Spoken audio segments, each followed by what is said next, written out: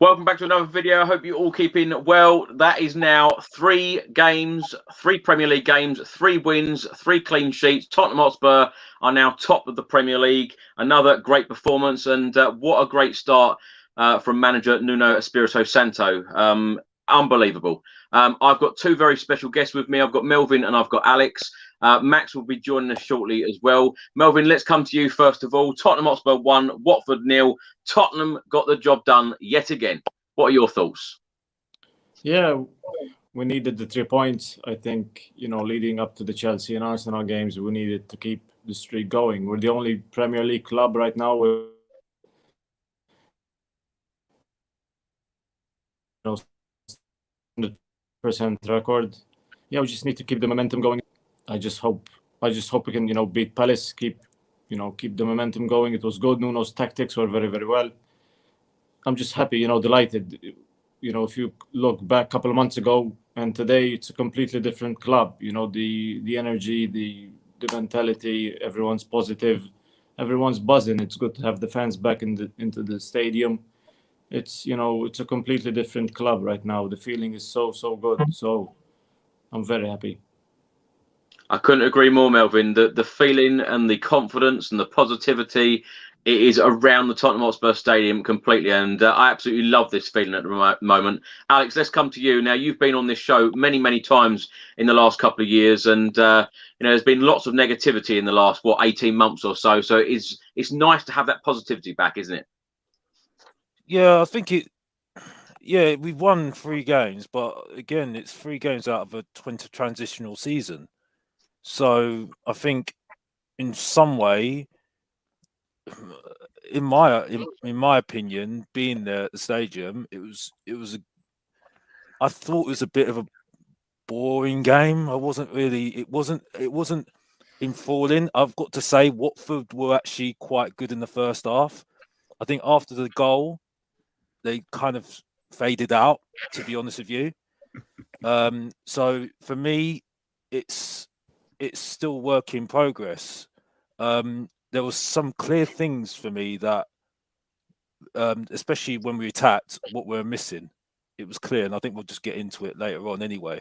But yeah, I mean, he's doing. I mean, I've got to say, Nuno's actually. You can see that they're coming together now.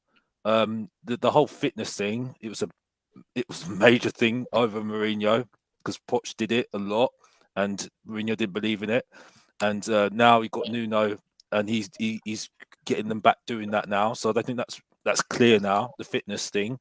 But yeah, other than that, I think it's still work in progress. I still think, and I think it's still again a difficult season for Tottenham. But we'll get into it. Alex, you sound quite negative. It's work in progress. We've got 9 points out of 9. We're sitting top of the Premier League, 3 clean sheets, 3 wins out of 3. Come on, give me some more positivity, please.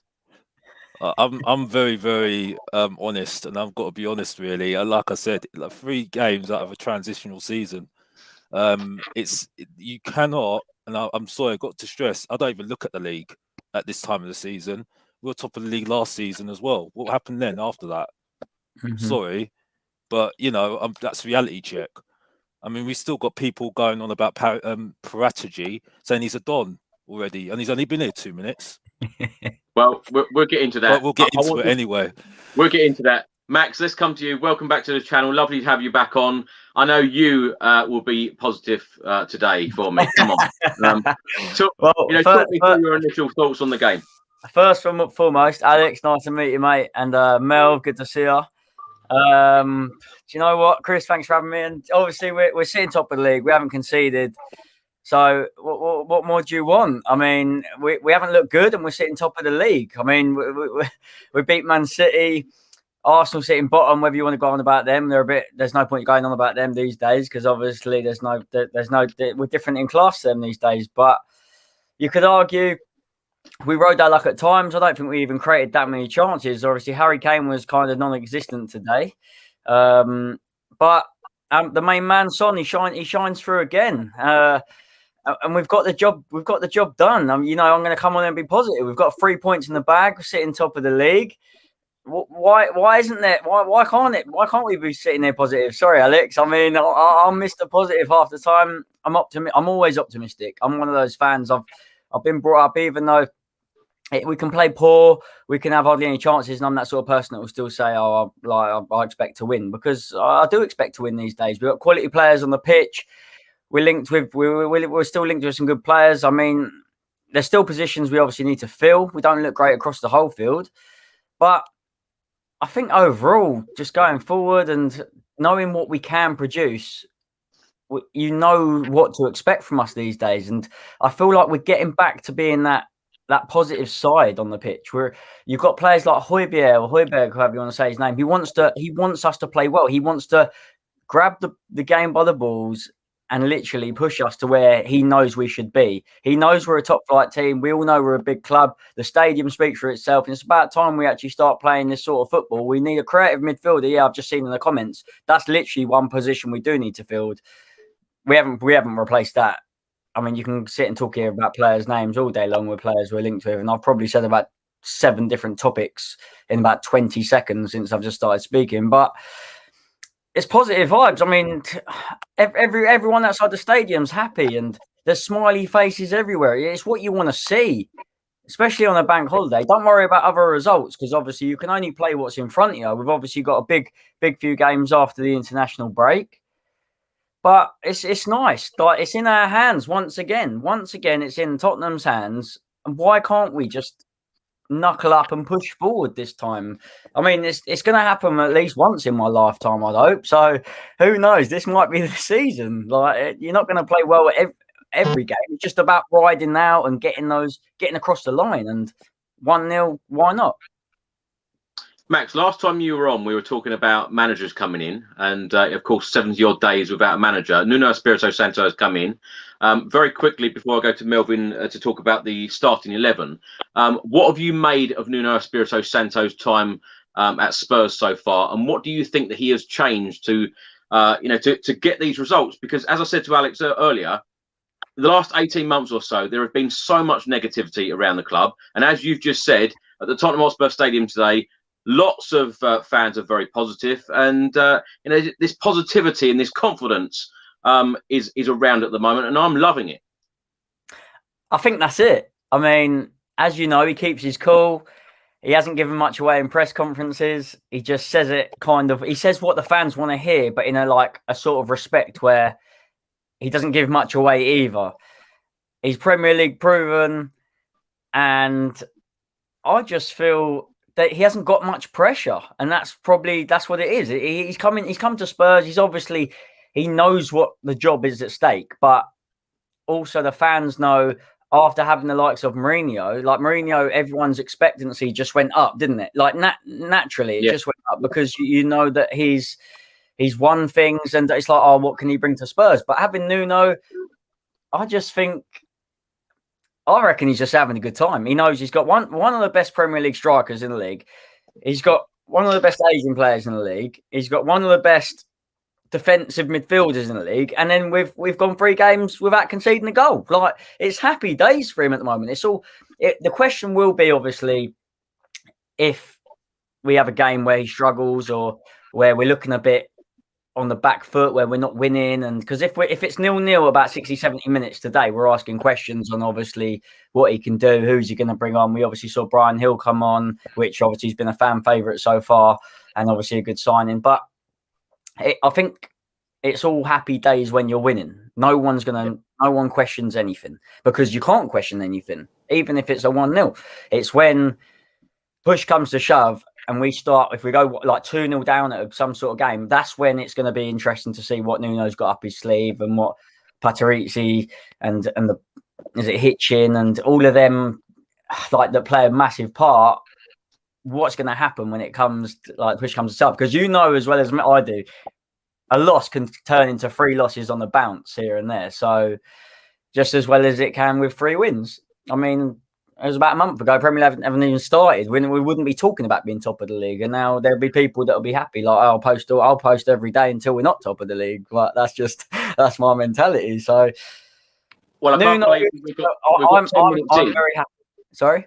I can't believe we've got 10 minutes in and none of you have mentioned that Arsenal are bottom of the league. No points. No, I no mentioned goals. that. I mentioned that. I said but, Alex. but, I said but Alex.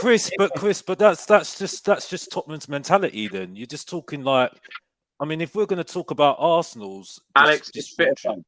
It's a bit of fun. Yeah, I know it's a bit of fun, but I'm just saying that just listening to Matt, I'm just sitting there thinking, again, this is just sums up Tottenham fans clutching at straws.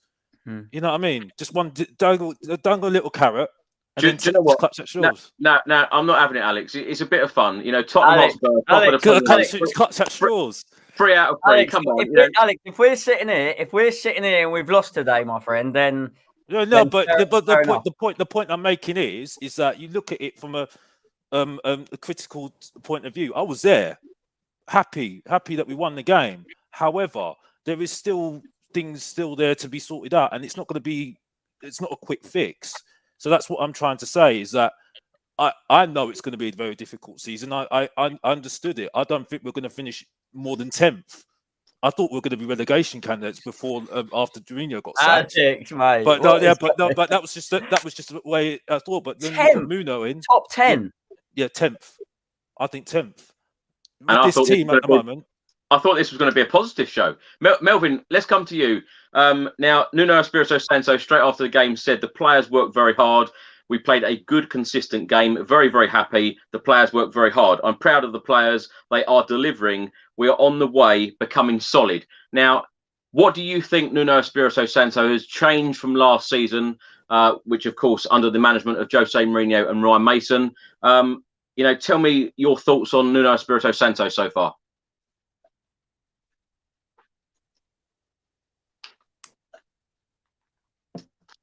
Melvin, are you there? I think he's gone. Alex, let's come to you then. Same question on Nuno. You impressed with Nuno so far? The fitness side of things is back to Poch's fitness. Like I said before, we didn't after. Can you hear me? I think towards the end of Poch's reign, he lost that sort of fitness thing with the team. And then we got Mourinho in, who just didn't believe in it completely. And since after Mourinho got sacked, Levy even said it. He said he's going to go back to it. He's going to go back to the fitness scientific thing. And now you can see the players are a little bit more fitter. Now, I would say that there's still a lot of work to do. Yeah. Because that's why we're letting in goals last season. It wasn't just because of the defence. Because, you know, mind and fitness-wise, we just weren't there at the end of matches and we're letting in goals. I just need to say Leicester City and Manchester United, not, you know, no better than us, but they have better fitness than us. You know, it's fact. So, I mean, that's what he's definitely done. They're more physical. You can see that as well. And you can see that it's more of a coach side of things as well. But it still will take more time. I think he's under pressure though, Nuno, because he's at the end of the day just their coach. Parategy is the guy that is going to be the consistent person here. You know, he had to persuade Levy to take him on because, you know, Tottenham were not interested in him at all. So he is under pressure. I'm not saying that I didn't want him or, you know, I'm not having a go at him or anything like that because I'm past Karen, who's our manager now, to be honest with you, after the mag around over the summer. But my point is that, you know, it'll be interesting to see what they look as progress this season because, like I said, for me, if we get top 6, he's the manager of the season for me anyway. Because with this team, I think it's like I said, a transitional season. Melvin, can you hear me okay now? Again. Melvin, if you can hear me, same question to you on Nuno Espirito Santo. What have you made of his time at Spurs so far? Surely he's going to win the Manager of the Month award, isn't he?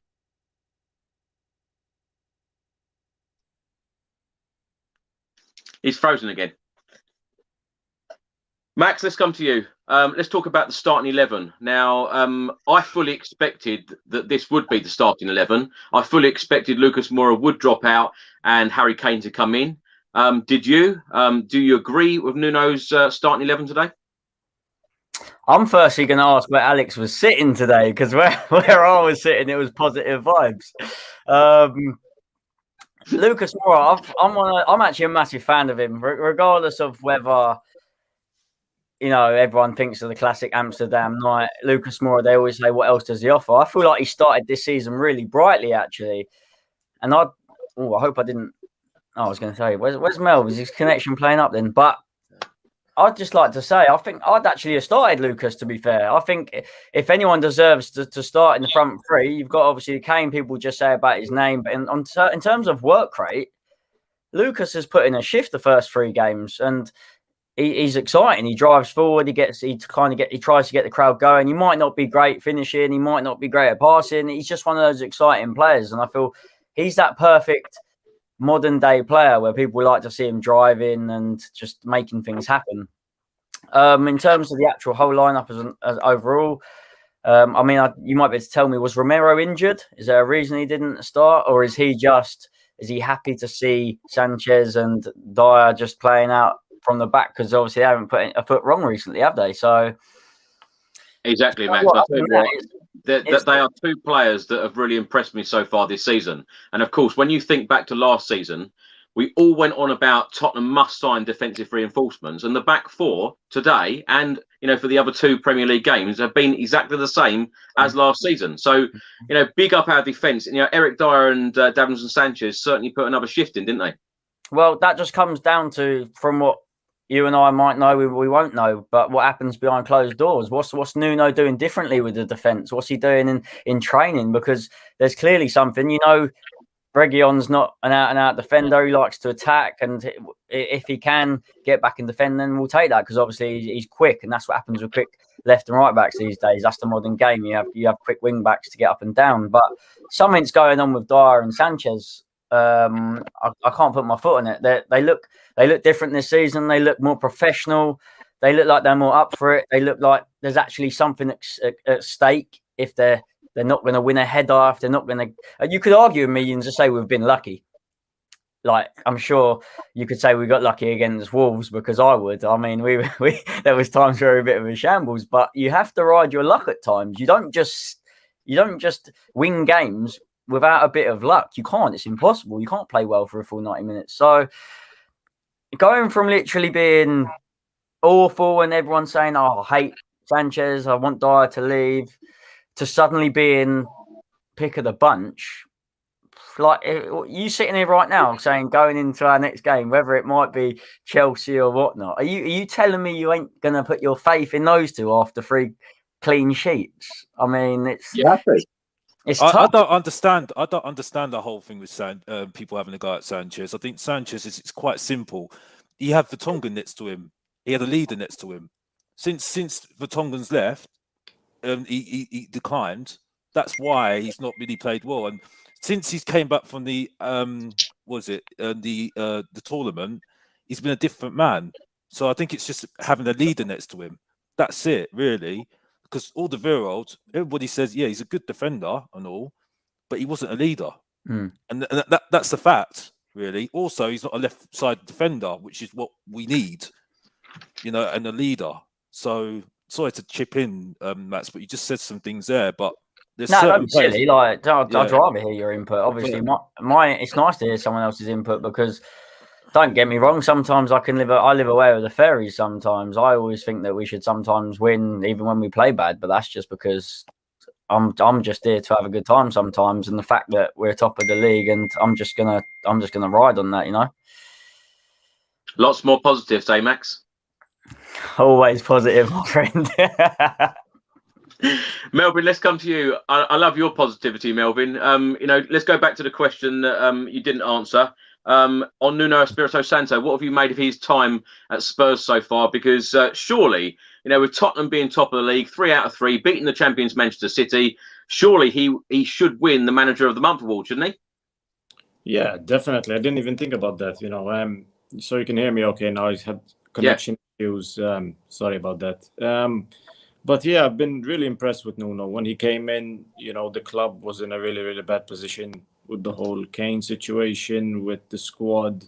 I think we didn't have any belief in our back line that we could defend properly, that we could keep clean sheets. And, listening to Wolves fans, they all said that, Nuno improves players. He has that capability. And I think he's had that, Pochettino effect on our squad rather than, I think the Jose effect and that toxicity, I think it's slowly, out of the club. I think Jose, as much as I wanted him to succeed and I backed him and I thought he would do well, and I think Nuno is doing what we thought Jose would do. I think, clean sheets, we're winning 1-0. Maybe it's not the most attractive football, but, a victory is a victory. And we said this with Jose last season when we were winning in the beginning.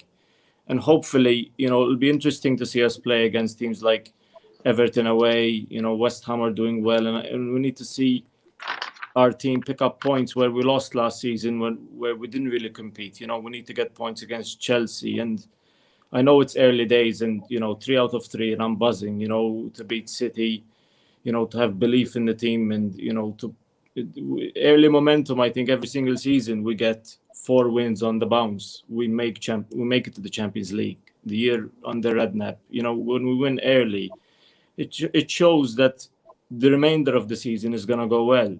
I think Højbjerg and Skip offer so much protection to the back line. Together, I think they offer such good protection that Dyer and Sanchez are starting to look good. Sorry, Alex, my phone keeps pinging. Sorry, that's no just the problem. message. Alex, I thought you support Spurs. You were hoping for a relegation battle this season, and I disagree completely with what you're saying. I don't think we're far off from being a top 4 team. We have the best striker in the world. We signed. None of the players we've signed have even started playing for us. We're still with the same team pretty much Jose had. And we're playing a lot better. The fitness is a lot better. The tactics have been very, very well. If Davinson Sanchez signed for us this summer, everyone would be raving about him. Everyone would be saying, look what a player we have. If we signed him for 50 million this summer, people would be, you know what I mean? But it's how we perceived it, because he was with us last season. All of a sudden, he's a good defender. Ajax, when he was at Ajax, he was so highly rated that, they said you have a really, really good player. No, are you talking about Bergwijn? No. Davinson Sanchez. Oh, Davinson Sanchez. Yeah. I think he's a good player. I think he had a bad season under Jose. But Jose, when it's bad, the back line changed about 55 times last season. And this season, Nuno has impressed me because he came in, it's a settled back line. We all know our best team already. Last season, we didn't even know our best lineup. Every single game, we were playing a different formation, a different this. Now we know who our best lineup is. And we're going to stick to it. He'll make some tactical changes from time to time. Hopefully, we don't get many injuries because the squad depth practically doesn't exist. We have 12, 13 players. And we don't, you can't rely on these young guys coming in. I think there's ones for the future, like, Galini and Brian Hill and all these guys. But our lineup is pretty strong. Harry Kane still has to get match sharpness and fitness. But it'll be exciting to see what happens when we play the big teams. But I think we will compete this season. I don't think we're far off. I don't think we ever were far off. We just needed, a proper leader to lead the team. And Jose last season certainly didn't lead us very, very well. I think, even the fitness thing, you could see once we gained fitness, we're competing till the last minute. We're not scoring all the chances. The Wolves game could have been 3-0 for us. It could have been 2-1 if Traore scored his, but he didn't. We have chances. We're creating chances. And that's without still having to replace Eriksen. If we can get a creative midfielder, which we all know we're dying for one, if we can fill that gap in the team, I think, because we're going to struggle to create and open up against these sort of things that play, with 11 men behind the ball. So if Paratici can, find us a creative midfielder, if it's in this window or the January transfer window, it will be a good summer. I think we already solved, future problem we've already replaced Lloris with Galini, and we're looking like we're buying players who are 21-year-old wonder kids. You're reading these things on Twitter, and they don't always turn out the way you want to, but these kids look good, the ones we're buying. So I'm impressed with the scouting and you can tell when you read these tweets and these reports which one is a Paratici signing and which one is a Steve Hitchen signing, because you look at Ward-Prowse being linked with us and you start to think that's definitely Steve Hitchen, and you look at these players from like the French league and the Italian league, and you definitely start to think that's Paratici's scouting and his network. And I've been impressed with how we've steadied the ship, and in 2 months the club is completely turned the other way. We were a house on fire, and all of a sudden, we fixed every single problem, and now we're building for the future. Mel, I love it when Mel goes on, because I feel like I could listen to him talk about the Premier League all day.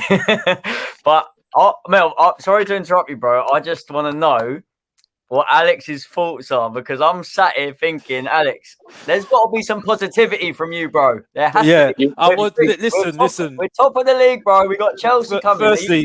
If we lose to Chelsea, then are you going to start slating? Firstly, I wasn't shaking my head at you, Matt, when your phone was going off. By the way, I was shaking my head. No, don't be silly. I was shaking my head because Melvin. I mean, I love your confidence, mate, but mate, sorry. The first part of this season is going to be difficult, and I'm sorry. I don't care what anybody else says. We've been talking about bloody Kane for bloody 2 months when he wasn't in the bloody issue. The thing is, though, Alex, we've handled it so well. Oh, we did handle it well. Let me just handled it flawlessly. Because it's all about club direction, and Tottenham seem to be going back in the correct direction, in the right direction. And that's why I get everybody's positivity. And I feel super positive as well. We've won 3 out of 3. Harry Kane is staying. Nuno Espirito Santo has done a marvellous job in his first month at the club.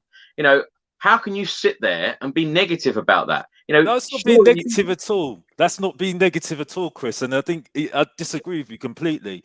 It's realistic. That's what it is, because I've seen this. I feel like all of us on this show tonight, I think that we are all realistic. We know that there's an awful lot still to do, but how can you not be positive in Tottenham winning their first 3 games, including beating Manchester City?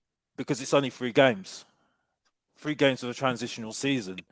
So that's what I'm saying. There's still things there that I can't say to you. But I think that, like I said, the first part of this season is people settling in. Whether they settle in to the second part of the season and then they might start flourishing, I don't know.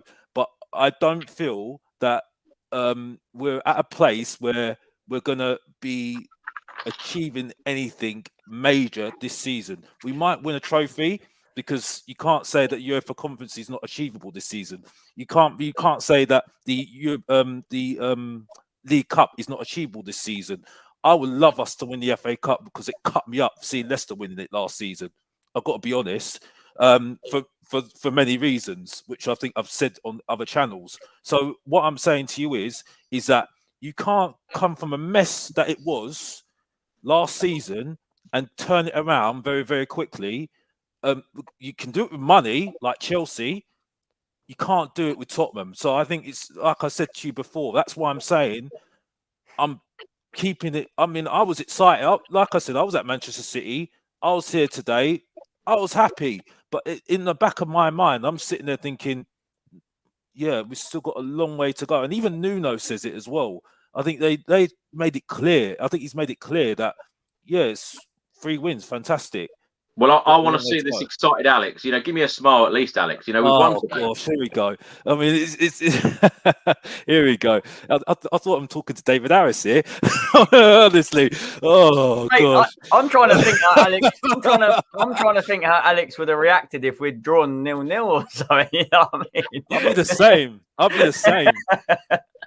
Oh my God! Because I'm sitting here thinking, like, don't get me wrong, Alex. I agree where you're coming from, and I've followed Tottenham home and away long enough now, even if like nowhere near as long as what my dad's seen and whatnot. But I've seen enough to know when it's bad, it's bad. But this season, and I'm talking the start of this season, we actually look okay. And if you got, yes, we're lacking positions where we might need to improve, but every club has that. You're only going to have that if you don't have that if you go spend millions. Look, Chelsea had that one position where they needed to improve, so they spent 100 million on Lukaku. Right, we ain't going to spend 100 million on one centre on one place. That's just not ever how we work. So we might get there slowly, but what I'm talking this modern day to like today, we've come away victory at home. We still haven't conceded, and I think that's what everyone's trying to. Like, get out there. Like, we know we didn't play well today. I won't be watching our match of the day. Are you silly? Like, forget that. Oh, nothing happened. But it's just nice to see.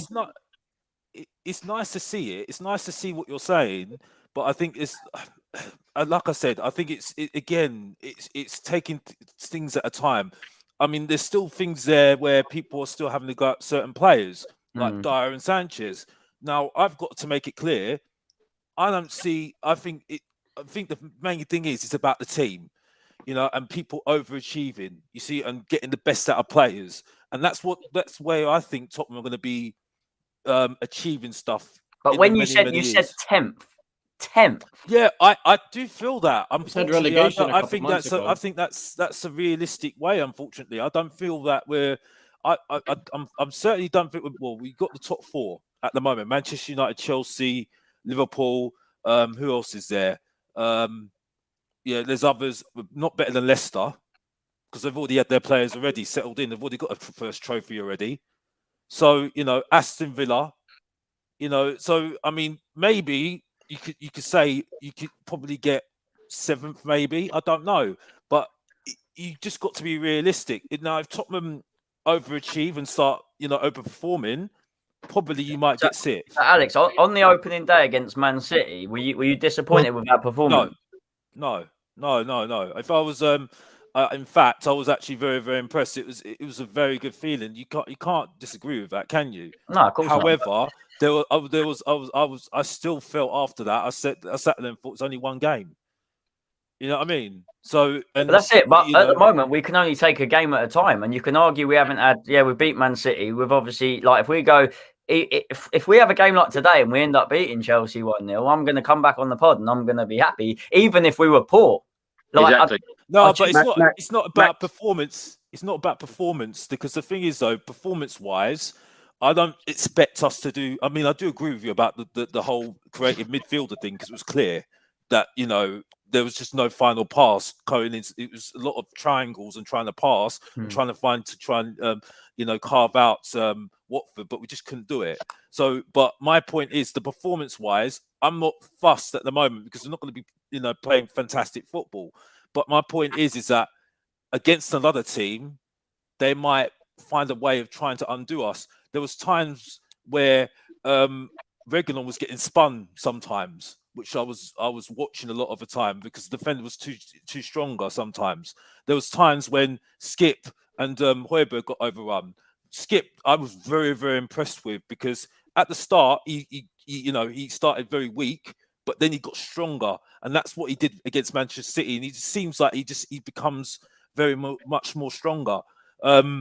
And there's certain players in the team, like Bergwijn, for instance, just needs to evolve his game a little bit further and maybe do more crosses in. I don't agree that he's a bad player because he defends back, and it proves it because there's times when Moira is a good player as well. That comes back as well. But other players playing out of position, like Bell, for instance, last season, didn't do nothing like that defensively wise last season, and that's why we struggled. So it's more a team, and that's what I'm saying. It does look good, but this is going to take a lot. This is not going to be a quick fix for me, and I know that, and I think some people that are realistic Tottenham fans know that as well. That's my point. Alex, aren't you impressed? Hold on, Melvin. I just want to get through some of these super chats that have come in.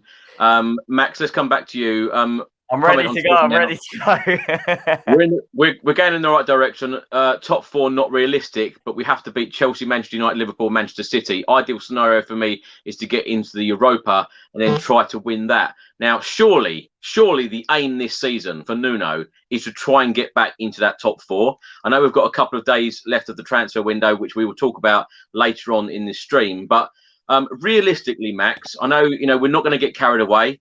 3 wins out of 3 so far. But realistically for you, what is the goal this season? Well, if I came into the start of the season, obviously I didn't know we were gonna.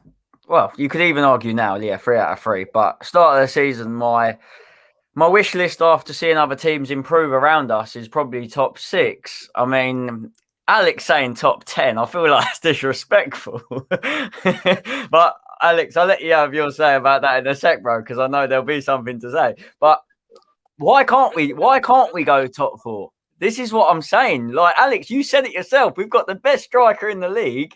It might have actually been Mel, because you probably would have said we got a Aubameyang or something. I don't know. But and I'm joking, Alex.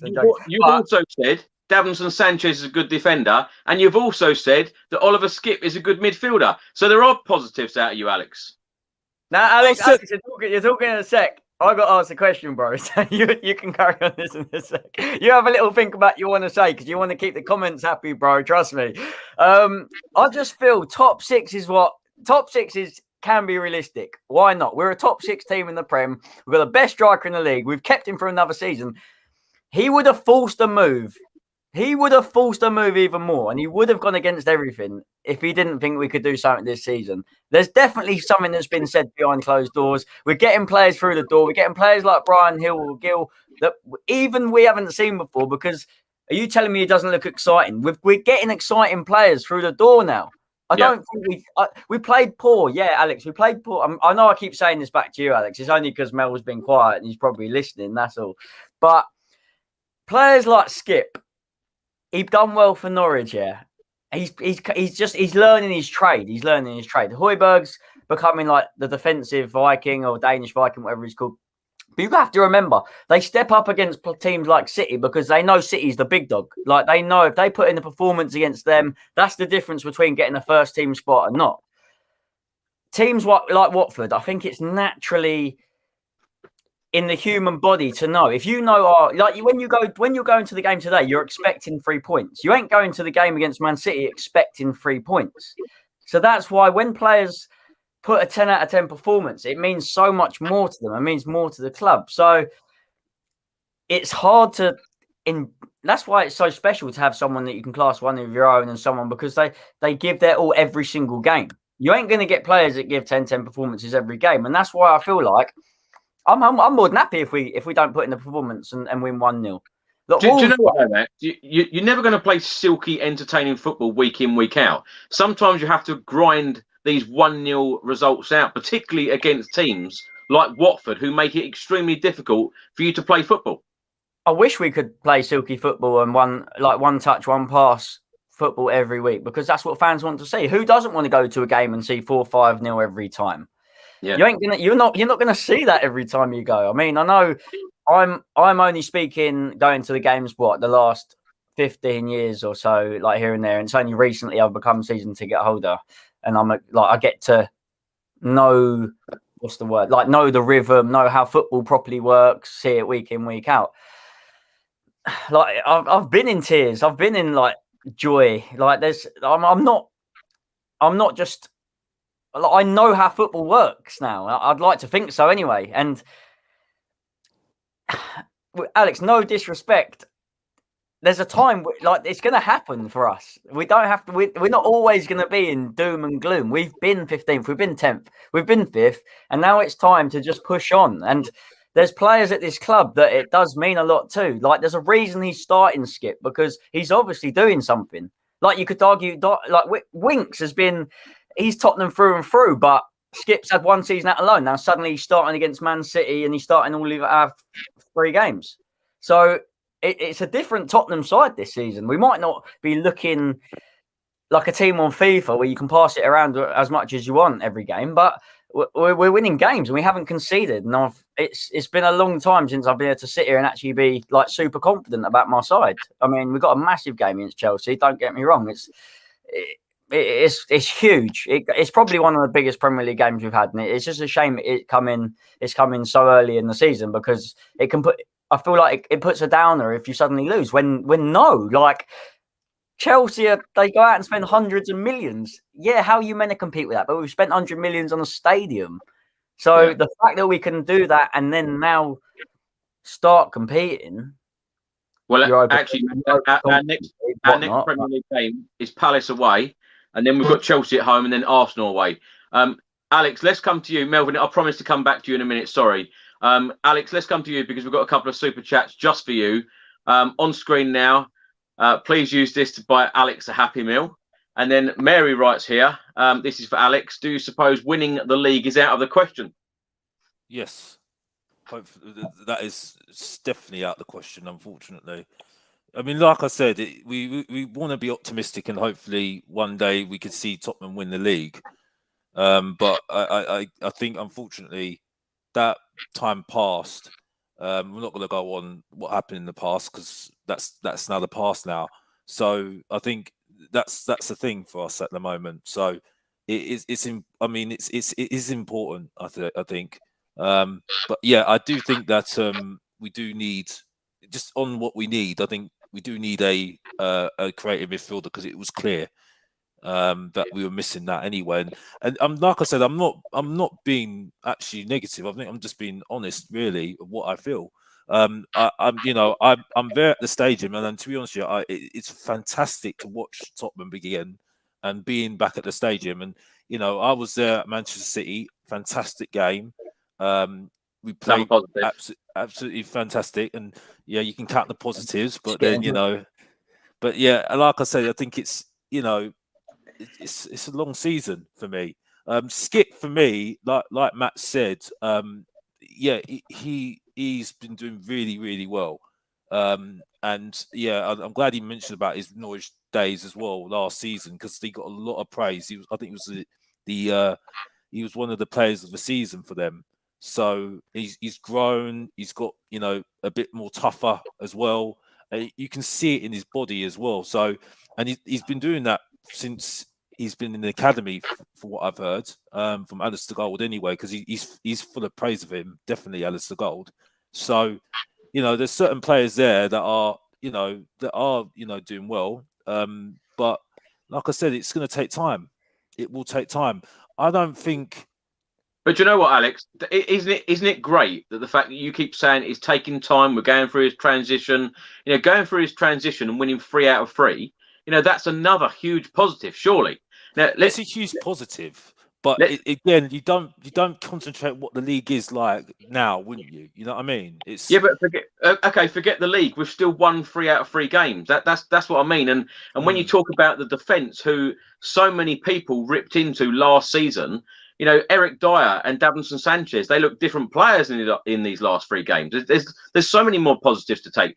Oliver Skipp, coming back from Norwich, getting straight back into the Tottenham first team. Harry Kane staying at the club. Heung-min Son delivering time and time again. Nuno Espirito Santo winning 3 out of 3. The first time that a manager's done that in his first 3 games since 1949. There are so many positives I could just reel off. Just want to get through some of these comments as well, Alex, because they are for you.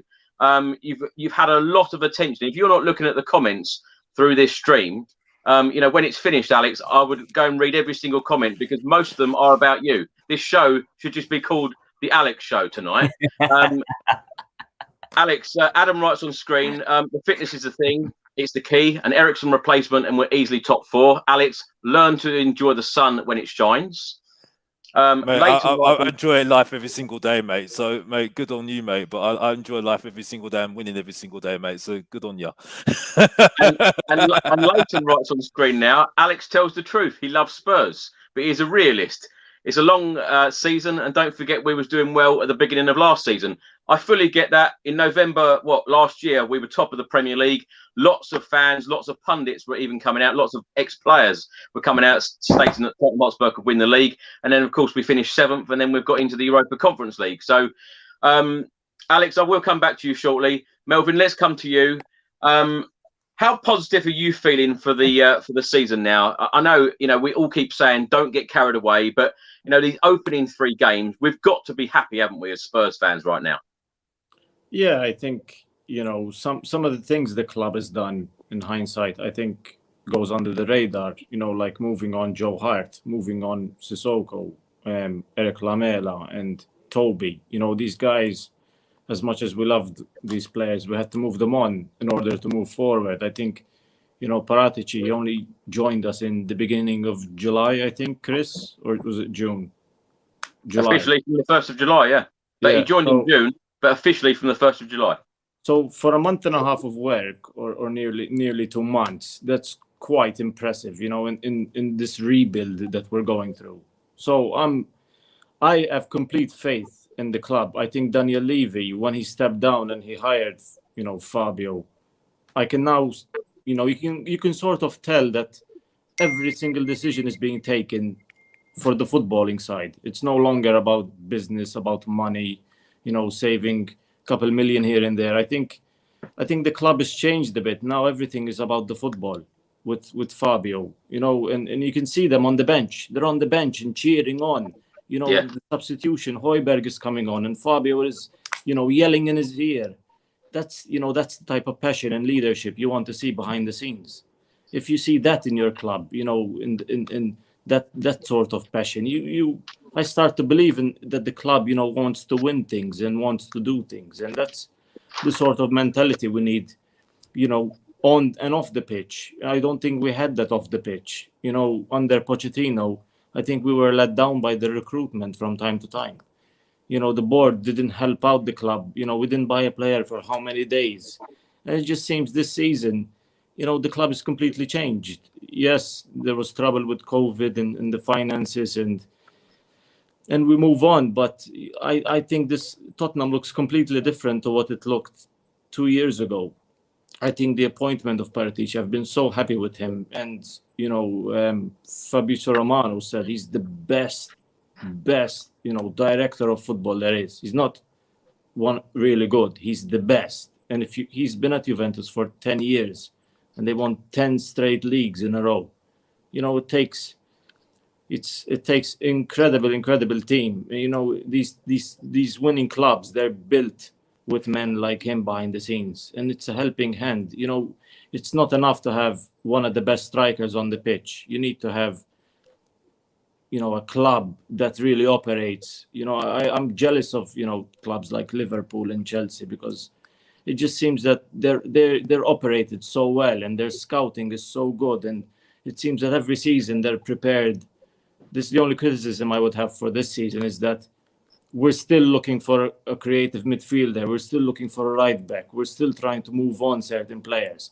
But if these things get done by Tuesday, which I think some things might happen, because what we keep hearing is that the last couple of days in the transfer window for Paratici are always crazy, and all things, happen. They might not happen, but the club recognized that we made mistakes, and some players need to move on. And we moved on lots of dead wood, enough to make a massive bonfire, I think. Some of the players we moved on. I think Sissoko for 3 million. If Paratici wasn't there, he probably would have haggled for 15 million and we would have kept him. Lamela, we probably would still be at the club if we didn't get the right fee for him. The club isn't the same. We're doing things that we didn't do under Levy. Levy, I don't think would have paid 50 million for Romero. He probably would have said, no, I'll buy Kurt Zuma for 25-30 or something like that. So we're doing things that we didn't do in the past. So these things, these little signs tell me that we're going in the right direction. And I don't think we're the same club. And I honestly don't think we can compete with these guys. So, Alex, what I'm going to say to you, haven't we improved from last season? Don't you see this improvement? Yeah, we have improved with the fitness. The fitness, definitely, 100%. I think we improved more than just physically. Physically, and as a team, as a good feeling. Yes, definitely. We're organized as well. We're definitely organized. 100%. It's more family. That's what Nuno's created, and he's done very, very well. But as I said before, there's still a long way to go. Yeah, we're It's not only saying three that. games into a transition. I mean, I'm repeating myself again, but I think we've wasted our time talking about Kane the last 2 months. I think we've wasted our time. I think, because it's been winding me up, the whole thing, because it went over my head 2 months ago. I was thinking, why are we talking about this for? I mean, I just need to put this analogy into this. While we've been talking about Kane, Danny Ings has gone to Aston Villa. While we've been talking about Kane, Leicester City have got their players in, have already got the trophy in already. I think you know where I'm going with this. We haven't been talking about the team. And it was getting to the point where I was sitting there thinking, you might as well just let him go. Because it's getting to the point where he's going to leave. He's got to leave because, there's no end in sight for him, really. He wants to leave. So it's just no point of going there. We're going to rely on him, and then it's going to be another situation where when Kane's not playing, Kane's not playing. We can't play without Kane anymore. So it's just like, where are we moving forward as a team? No, but I disagree with that actually a little bit, because I actually don't. I just think, well, if Kane's playing now, then decent. But I'd like to think that the main man Son's actually stepped up and knows. I feel like there's players that know. There would have been players that know Kane would have been staying, right? Don't get me wrong. They know more than us. They're his mates. They play with him all the time. But there'd be players that know Kane's off. Kane will be off. And there will be a time that he won't be at Spurs. So there's always going to want to be a player that wants to be the next main man. And obviously Son goes without saying he is the next man. He's committed his future to Spurs with a contract. He scores goals. Yeah, you could argue it was lucky today, whatnot, but he's still got another goal for the club. Kane, we've just got to see it now as we've kept him. We've kept a 30 goals a season striker. I mean, who can do that? If Levy needed to sell him, he would have sold him for 100 million. He would have sold him for 75 million.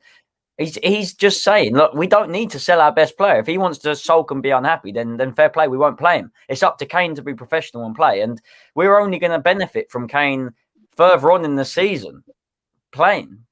If we can keep Kane fit, there's no way he's going to put his head down and say, I don't want to be here. I'm gonna go sulk in the reserves like someone like Carlos Tevez did like 10 years ago. Like, it's just a benefit having Kane today. Yeah, he was poor. I've just read that. He was poor, Leighton. Don't get me wrong, but you'd rather have Kane in your side than not have him. But then I want to answer what Melvin, what did you say? Because I will come back to you, Max, because I don't agree with you at all. I was asking you, like, I want to ask you if you've seen an improvement from last season. I do see a little bit of improvement. I just mentioned those things like about being the team, family. Finish anywhere near the top four. No, we're not going to be top four. No, we're not going to be top four. I still can't believe you don't see that we have a really good chance to finish. No, we've got no chance. No chance. No, we do. We Absolutely clearly do. No chance. The only time I'll start believing is second part of the season in March and see where we are then. But until then, I'm not. Alex, we're sitting top of the league, bro. Like, what else? What else do you want us to improve on? Like, I just want to see what. We're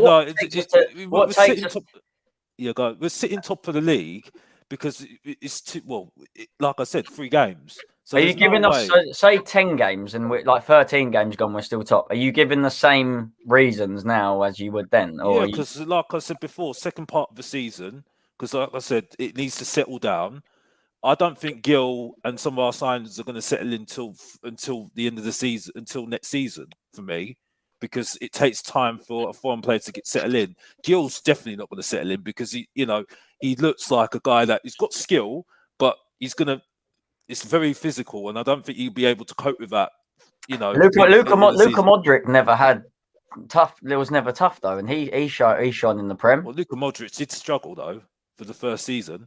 You can remember Gareth Bale as well. Gareth Bale didn't take about 2 seasons. Oh yeah, he did have to buckle up. And then we were nearly going to sell him off to put him on loan to Nottingham Forest. It doesn't mean every player. It doesn't mean every player has to be hitting the gym every day though to succeed in the Prem. Like if you're good enough, then it surely. No, I wasn't saying that. That's. I mean, I wouldn't say that. But I'm just saying that he still needs to he needs his settle-in period and needs to still understand where his game's at and how he's gonna evolve, and succeed.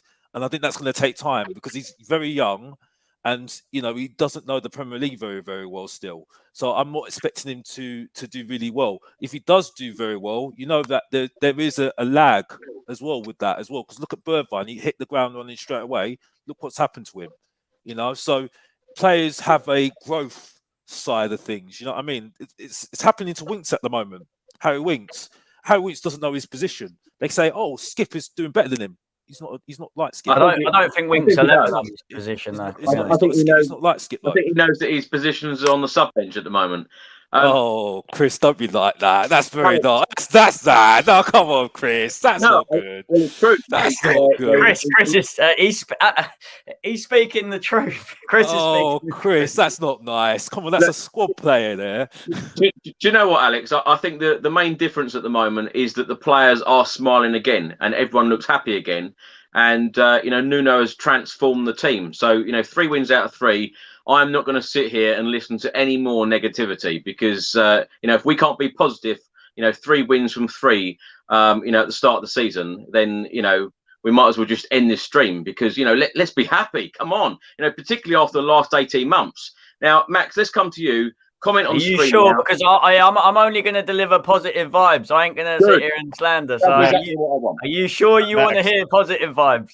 Now, Kevin writes on screen now, I'm fuming. Liverpool players are staying put and our players are on the plane to join their international teams. I think he's talking about Giovanni Lo Celso and Christian Romero going off to Argentina.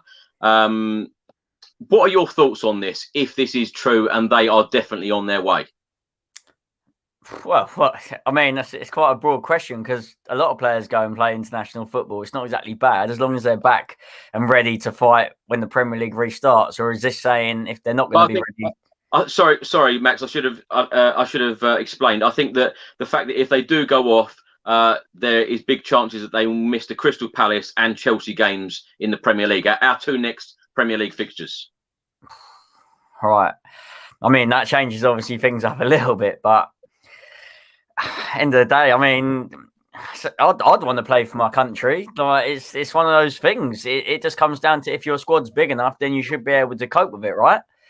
Romero hasn't really featured. What he has, maybe 5-10 minutes here and there. He didn't play today, so you could argue not that we don't need him because that would be the wrong attitude, obviously, to say. Lo Celso is one of those that breaks into the team, then falls out of the team, then breaks into the team, and then falls out of it. He hasn't hit the ground running at all, Lo Celso, and everyone's very 50-50 on him. But going on international duty, you've literally just stated 2 Argentines. If there was England games, Spain games, whatnot, you'd have half the team missing. So, I mean, it's kind of irrelevant, really, because every club's going to have to go through it. It's like the African Cup of Nations as well. That happens as well. Like, if you've got a big enough squad, then it won't impact you enough. But I'm still not having it. I'm still not having no negativity because we can still beat Palace. From what you've said by that question, Chris, there's 2 players and we can deal without those 2 players from what you've asked me. So there's no reason why we can't go into a Palace and Chelsea game without those 2 players unless you're going to tell me another 5 or 6. No, I think it's only the Argentina players because of the COVID restrictions and having to quarantine for 10 days. I think that is the reason why. Melvin, I'll come back to you in a second. Sorry, there's another point here for Alex. Andy writes, Alex, I'm sorry, but you are clueless. We have been constantly top 4 apart from last season. We beat Manchester City 1-0, who beat Arsenal 5-0. Top 4 for sure. Your thoughts? Disagree. Disagree. It's great that he's had to call me a name as well to even put his question in as well. Fantastic. You know what I mean? I'll lap that up all day long. But like as I said, it's clear. It's going to take time. That's my opinion. No, I and the thing is, it's quite interesting. We were saying this last season. It's like it's like a power pit. You know what I mean? I'm watching an illusion of having a dream and seeing what happened last season. And everyone was saying the same thing last season. What happened? You know what I mean? Sorry, but it's just being realistic. I can be positive watching England get into the World Cup, get into European final. That's a positive. Seeing people working hard and you know, seeing the team, you know, working hard for each other and doing everything, and that's being positive. You know what I mean? But being for my team, seeing that we've only won one trophy, one league cup in 20 years. Sorry, mate. You know what I mean? I've got to be honest. And then seeing Leicester City win the Premier League, and they've been in the Premier League only 5 years. But Alex, are you choosing to stay negative until we win something? Though that's what I'm trying to. No, it's not being negative, Matt, and I don't think it's being negative. It's just being honest. You know what I mean? I just think it's just being an honest sort of thing, really. Like I said, Alex, I'm not obviously. I've just word off just a few things just already. Obviously, Why? this is. Sorry, go on. I shouldn't be interrupting. No. It's you're entitled to what you're saying, but what I'm saying is because I get this all the time. I get this from David Harris all the time as well. Everyone. So and I love bantering him every day. So like so it's just like I said. It's there's some positives in terms of what's going on with the team. I've cleared that up already with the team already, but like I said, there's going to be games. I think the Chelsea game and the Crystal Palace game is going to be difficult. I mean, I think it's good to hear the whole thing with the whole international thing is a very difficult subject, which I don't think it's easy for me to discuss because that's down to people's opinions, and I don't. It's a difficult one, really, because if you want to play for your country, you can't really stop people from playing for their country, can you? Really, So that's a difficult subject. But it's just really about just getting on with it and just using the squad as best you can, really, and that's the whole point, really. That's why they made the point that when Kane doesn't play. And it's even with Song, because I've heard this now with Song when Kane wasn't playing and he was having an argument with had the dispute with the board and stuff like that about when to leave to Manchester City. When Song was nearly injured, everyone was starting getting worried about Song and saying, "Oh, when Song doesn't play, what happens? Oh, we ain't got a striker." And it's like, again, proving my point. We haven't got another plan. You see, and this is the thing, and these are my questions I've got to see this season. I think this is where we're going to be trying to work that out this season for us, especially first part of the season, because what we're going to do when Song and Kane are not playing. What we're going to do? Can someone tell me? Because I don't know. But if I'm just butting in, sorry, I'm going to let Mel talk in a sec. 'Cause I'm sure he's got a lot to say. But you just said two big names, right? But every club has those players where you have to stand by, and the players, if they're not playing, then I know you're fuming, aren't you? You're fuming. Alex, are you telling me if there's not in the top 10, every team has a few players where if you take them out, then they're suddenly going to play bad? That's a squad, though, Max. That is a squad. You just answered my question there. We're getting there. You completely answered my question there when you just said that. When a player's list missing. Right, when a player is missing, that's when you're supposed to be relying on your squad. That's what Pochettino was like.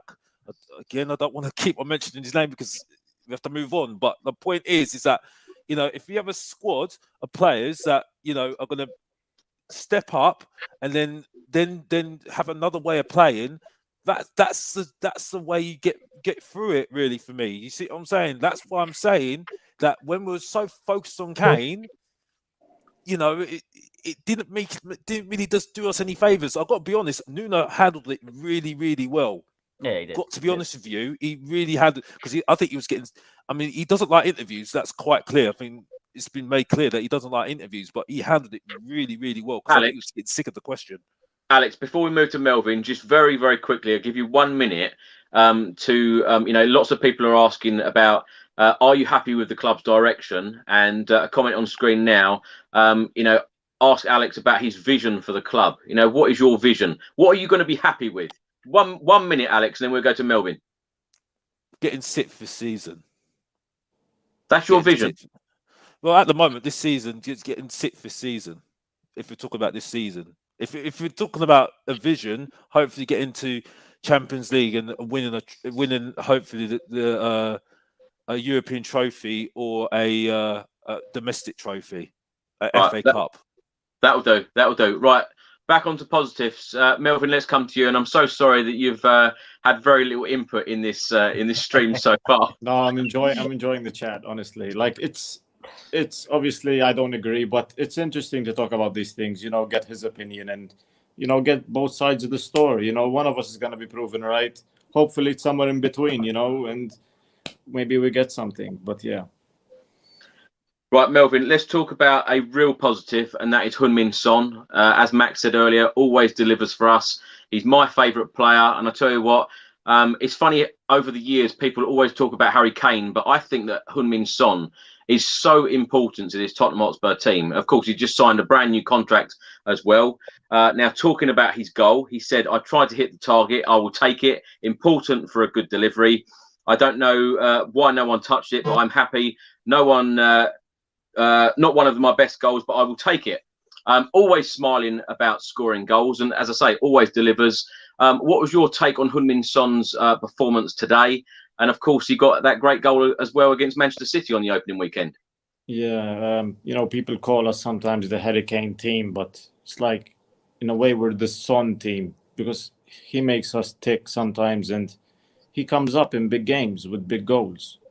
You know, we all love Kane and he does great things for us, but you know, I think Son sometimes he outclasses him with the things he does, and I think he's such a big player for us this season. And having signed that contract, I think, you know, it's a massive incentive for him to do even better, put up bigger numbers, and I think under Nuno and the system we play, it suits him. And you know, he can play on the right, he can play down the left, he can play in the middle. You know, he's good with both feet, and you know, if he's up for it from, you know, the first minute, he's usually gonna score. And I think the way we're playing, he's having enough chances where he definitely gets, you know, 1 or 2 goals per game. He can easily get it, and I think we play a system, you know, the counter attack, and you know, we still have to have Kane really get into this team and start to influence the game, and you know, with the assists that Kane can provide, Sonny, and yeah, he's such a huge player for us. There's someone on the stream here, Max, saying you've gone from water to vodka. Is that true? If that was straight vodka, I'd be on the floor, mate. Max, let's talk a little bit about Heung-min Son, because I know you absolutely love it when he scores for your YouTube channel, don't you? keeps me living, mate, doesn't it?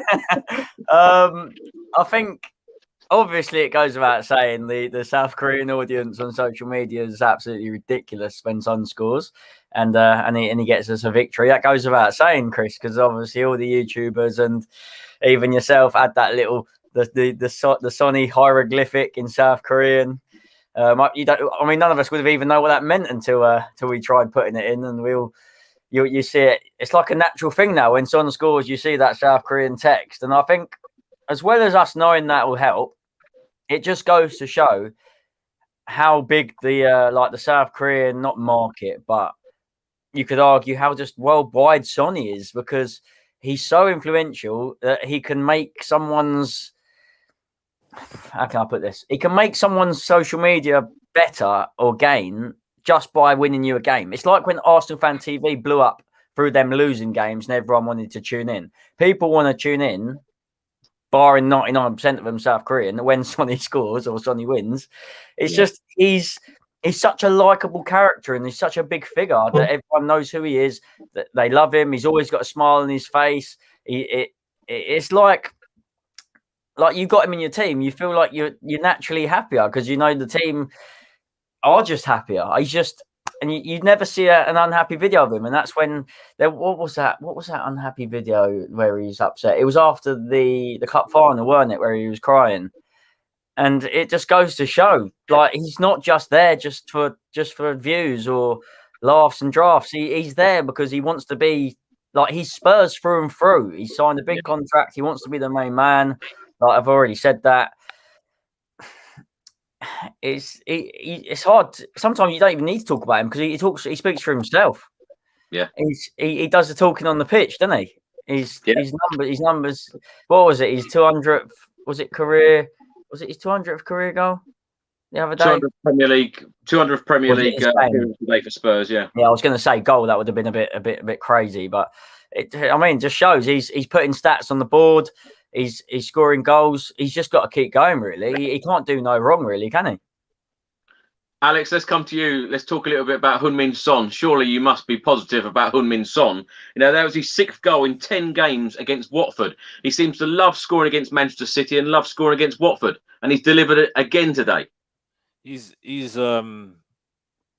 think we're very, very lucky that he's stayed and he's doing very, very well for us. Because I thought, I think we're just very, very lucky to have him. Very, very lucky to have him. I've got to be honest. And I think it's just really just shows that he does love the club. Because I thought last season, especially with this contract situation, I just thought he'd be off. Especially because people were in his ear telling him, you should leave and go to someone that wants to win major trophies. So good on him. Really, who was telling him though? Well, yeah, loads. That's just us. That's just you saying like, oh, because we were poor or not winning trophies. But I feel like he just loves Tottenham. No, that's what I'm saying. We're very, very lucky to have him. Very lucky to have him because, in this current market at the moment, he could easily go to a Real Madrid, Barcelona, Bayern Munich very, very easily. Very easily. Oh, he could play. He could play for anyone. Yeah. You don't even need to. He can market him easily. He's a marketer's dream.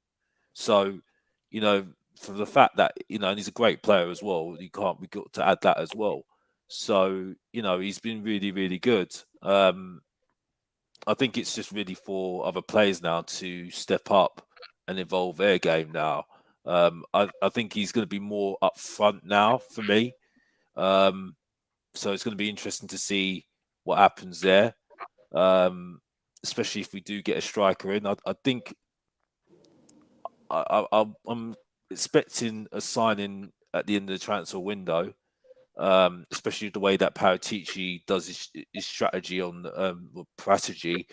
has his strategy on getting players in, and his negotiation with 10 or 17 players at each position. So, we'll see what happens. But yeah, it's just a shame that he hasn't won anything major. Like some of the players that are in the squad at the moment, it's just such a shame because I think he does deserve it. And it just shows you what happens when you develop a player and evolve them. They get better, and those are the players that satisfy you a lot because you see them grown over the years. So it's really good to see. Melvin, let's come to you. Comment here from Wolf. Soak it in. 3 wins to start. Granted, all 1-0, but each match was different. Different players stepping up, showing their versatility and getting it done. Now, that's what's really impressed me, that some of these players have really stepped up and, given their all, particularly in that Manchester City game. As Max said, very lucky last week against Wolves, but we still got the job done. And, we grinded the result out today. And, I'm very impressed with our season so far under Nuno. And I completely take on Alex's points about, we're going through this transition. There's a very long way to go. But we've got to be happy with this start, haven't we? Yeah, I'm happy mostly about, how organized and, we look okay under pressure. And even with the game is 1-0 and there's 10 minutes left. Yes, sometimes, out of habit, you start to panic and you start to think, we're going to concede again. And I think it was funny, against Wolves, when Harry Winks was subbed in, and I just panicked. And I just had flashbacks of West Ham when we were 3-0 up and Wolves, and he was substituted in. But this season is just completely different. I think, Tanganga's been excellent. He's like 30 million signing. He's been so good, and if he can keep it up and have a whole season without injuries and staying fit, I think he's gonna be a really, really good player. He's so strong and he's so fast, and I just think players panic, strikers panic when they see him rushing towards you because he's such a big guy for a defender. You know, he could easily play center back, but he's playing, you know, right back. But yeah, I'm very happy. I'm very happy how organized we look and how comfortable we look on the ball. Yes, sometimes we lose possession quite easily, but I don't think we panicked. You know, we had a very good moment today when we had the ball in the defense and they were pressing us, and how quickly we got the ball out. I don't know if you remember which one, and the whole crowd was buzzing off of that moment. And it just little signs like that. It just shows how much we've improved since last season. You know, we dropped so many points last season in the last 15, 20 minutes. You know, we had players like Ndombele who couldn't do more than 60 minutes. You know, in the Premier League, I think for a club like Tottenham, that's embarrassing and laughable in a way. You know, to have a Premier League player, he's on 200 something grand a week and he can't play 60 minutes. You know, we have Oliver Skip who plays 90 minutes, and you know, he's tackling and he's in there and he covers every blade of grass for you, and that's what we need. And I think just by that fact alone, by having such good protection. No, I just spotted the Sissoko shot. Sorry, I just spilled my drink. How was the reaction in the crowd when Sissoko shot that one? It landed on someone's garden. They all sung his name. They all sung his name after he missed. Yeah. Do you know what? It took that for us to sing his name. That's the unfortunate event, because when he came out of the tunnel or whatnot, we should have been singing his name then. Like, it doesn't matter whether someone hasn't won something for you or whatnot, but he gave his all for a few years.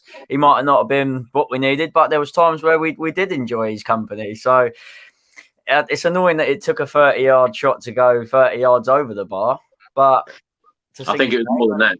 I mean, my uncle sits up in the South Upper, rode like 78, nearly caught it. So, you know, do you know what?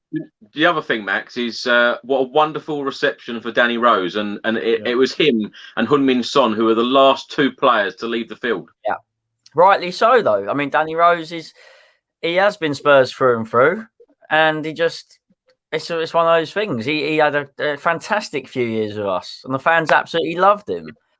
It's just unfortunate sometimes the way towards the end of a player's career it can go downhill like that. But you got to think he's still playing Premier League football now. Like, he could still be starting for Watford, coming in a few upcoming games and go on to have a good season. I hope he does.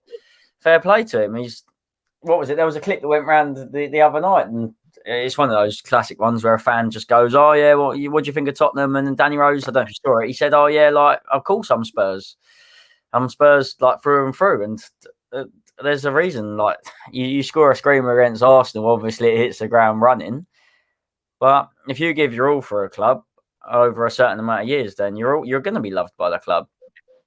And the other thing is as well, I don't know whether any of you saw that I was at Stevenage watching the under-23s last Monday, and Danny Rose was actually there watching the Tottenham Hotspur under-23. So still supporting the Spurs youngsters. Fantastic to see. Max, let's stay with you. Andy writes on the screen now, I think having a manager like Nuno Espirito Santo, who is an ex-goalkeeper, really helps our team. A defensive area like Tanganga, he's like a new player. Harry Kane is still here. And if I could just add my piece in as well, that I think that, Nuno being an ex-goalkeeper, I've really noticed that the distribution from Hugo Lloris has been a lot better. Whether that has been coincidental or not, do you think it is? Do you think that Nuno has had that impact that quick? Do you know what? It's a funny thing you say that, because the comment's exactly what my dad was saying. My dad was saying he used to be obviously an ex-keeper, and if you're a keeper, you obviously want your back line to be solid, and you're probably shouting them all day long. You know exactly where you need to improve. Like, Nuno will know exactly from being an ex-keeper what positions his defence need to be in certain situations, who needs to be covering. They obviously see a lot more than what we do, keepers. One being it's their job, obviously, and we just see, when we see open space and you're shouting for, pass it to him. Being an ex-keeper, he would have seen it all. I mean, I obviously don't know how big Nuno's career was. I'm not going to lie to you. I'm just obviously going through the information that you've said where he's an ex-keeper, and that's what my dad said. So you're an ex-keeper, you've got your back four in front of you. You want them to be as solid as they can be. Yeah. And he's going to know exactly how to get them as solid as how he would want them to be as if he was still a keeper. So it's different. We haven't, I mean, I haven't experienced that before. I don't know nothing when it comes to keeping. So whatever he can help us with will obviously benefit. As you'll know, we haven't been exactly solid at the back in recent seasons. And we've seen positives already. I mean, just because you see positives doesn't mean you're not going to ever concede. And I think that's what people need to realise. You're going to concede goals. If we do play Man City or Chelsea and end up conceding 3 or 4, it doesn't define our defence. Like, we know they're not the best. We know we've wanted Dyer out. We've wanted Sanchez out. And now I'm sitting here saying I'm happy to see them play. Like, you could argue I'm very fickle. But I feel like that is such the modern game now. It's so easy to go from liking a player to hating a player because that's just the modern day game. That's how it works these days. Unfortunately, it's so hit or miss.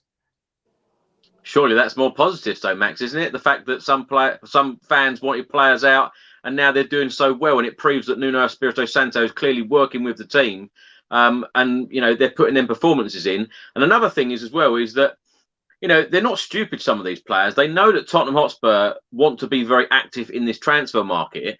So that the defence at the moment are probably playing out their skin, thinking, no, I want to stay here. I want to be a Tottenham Hotspur player. I don't want someone coming in and taking my role. So, even Javat Tanganga, you think that Serge Aurier is out the team. Matt Doherty is out the team. Matt Doherty, very highly rated by Nuno Espirito Santo.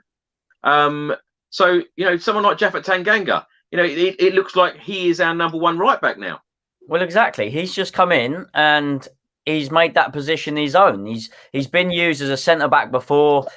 You could argue he could maybe work there, but he's seen right back positions up for grabs. He's got Nuno, who's got full faith in him, and then you've got you've got Sanchez and Dyer, who know we've just brought £50 million centre back through the door. Are you telling me they're not going to naturally up their game?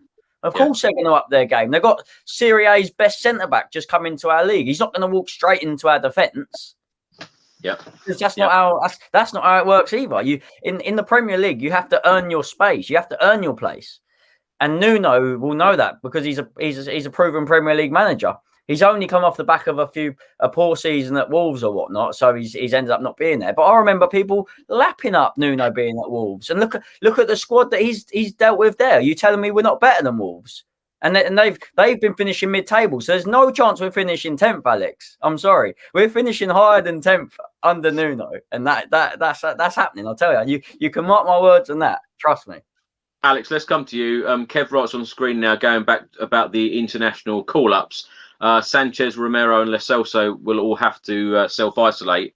Andy writes on screen now. Totally agree with Chris. Son is our best player by far, if not our best player ever, with his work rate, his commitment, his loyalty. He's second to none. As you said, Alex, and I do agree with you, the time that you spent at Spurs and many players that have come to Tottenham and left Tottenham, Jan Vertonghen, Toby, Pochettino, the list is endless, Christian Eriksen and so on, they've all come to Tottenham, they've not won trophies. That is a big thing, isn't it? Heung-min Son signing a new 4-year deal, surely in the next 4 years, the trophies have to come, don't they? Yeah, well, I think for us to move forward, I mean, I'm not going to say that winning one trophy is going to bring all the trophies because, we had somebody that won trophies in another league, Ramos, 2008. Didn't happen after we won the Carabao Cup, didn't we, last time? So I'm not going to say that it's going to happen again. It happened like that, no, but it does need something to win. Really, I think we need to get that off, tick that off a box. Really, if we're talking about the Europa Conference League or the League Cup, for instance, I think if we could, do something in the FA Cup, that would be really, really good. And then see what happens in the league. But yeah, I think we definitely do need to start, understanding how to start winning trophies now, because not winning trophies in how many years now it's not very good at all. It's not very good, and that's why players become very content and they start wanting to look elsewhere, don't they? Really. So yeah, Chris, I'm sorry, Alex, we've only played 3 Premier League games though, bro. Like, I'm sure we'll find out throughout the rest of the season whether we've got what it takes, right? No, but I'm just explaining. I'm just saying what my feelings are on the question that Chris has just. I'm just answering the question what Chris has just asked me. So I'm just giving my thoughts on that. So yeah, I do feel that it'd be good to see if we can win a trophy this season, but it will be just like a tick box if you're talking about the Conference League or the League Cup for me. If you win the FA Cup, it would be fantastic. Really would be fantastic, and a really good, massive achievement in my eyes, anyway. So yeah, I'm just being realistic with my assessment and what I feel is good for us this season. But we have to see. Like I said, I'm not changing my thoughts on what's going to happen the first part of the season. Definitely not, because I know the first loss, it might be against Chelsea. Everyone's going to be up in arms and starting having a go at Dyer and Sanchez and saying how bad our wingers are. I can see it. I can envision it right now. So I'm going to be very realistic because there's some good players in our team. There's no doubt about it, and the team is like I said, really together, which we weren't like that last season. So why didn't you just say that at the start? That would have been so much easier. Well, no, because I'm being honest in my assessment, Chris. Like you already know that's what I'm going to do all the time. So, positive there, Alex. That's exactly what we want to hear. That is exactly what we want to hear. We know you feel like that, and that's great to hear. Now let's come on to Melvin because let's talk about the transfer window. We have got 2 days, 2 hours, and 2 minutes left of this transfer window. Gavin writes on screen now, following the Wolves v Manchester United game today, one name, Adama Traore, yes or no? I think him combined with Heung-min Son and Harry Kane could be devastating. It's funny, at the Tottenham Hotspur Stadium today, I spoke to a lot of Tottenham fans there, and half of them want him in and half of them don't. Melvin, where do you stand on it? Yeah, I would take him. Listen, we need squad depth. I think if we have an injury, he's a good player. Listen, he terrorizes defense. He's a good substitution if you need him. And we need squad depth. He's another option. If you look at, Manchester City, Chelsea, Liverpool, all these teams, they have multiple players for every single position. And we don't.